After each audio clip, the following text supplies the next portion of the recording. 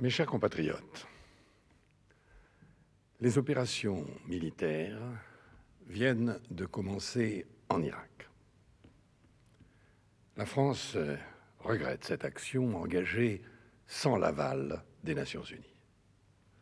Et je souhaite que ces opérations soient les plus rapides et les moins meurtrières possibles et qu'elles ne conduisent pas à une catastrophe humanitaire. Jusqu'au bout, la France, avec bien d'autres pays, s'est efforcée de convaincre que le nécessaire désarmement de l'Irak pouvait être obtenu par des voies pacifiques.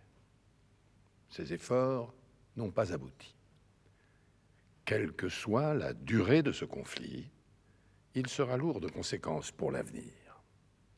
Mais la France, fidèle à ses principes, primauté du droit, équité, dialogue entre les peuples et respect des autres, continuera à agir pour que les crises qui ensanglantent ou menacent le monde trouvent des solutions justes et durables dans l'action collective, c'est-à-dire dans le cadre des Nations Unies, seul cadre légitime pour construire la paix en Irak comme ailleurs. C'est pourquoi, demain, il nous faudra nous retrouver avec nos alliés, avec toute la communauté internationale, pour relever ensemble les défis qui nous attendent.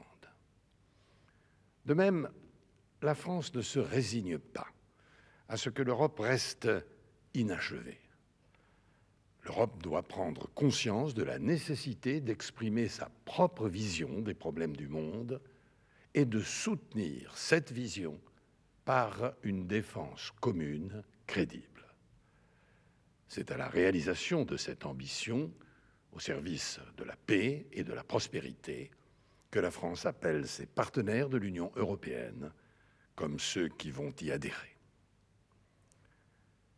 J'ai demandé au Premier ministre de réunir aujourd'hui le gouvernement. Sous son autorité, les pouvoirs publics mettent en œuvre les dispositions que la situation exige, qu'il s'agisse de la sécurité, de l'économie ou de notre cohésion nationale. Je veux vous dire que nous sommes vigilants et entièrement mobilisés.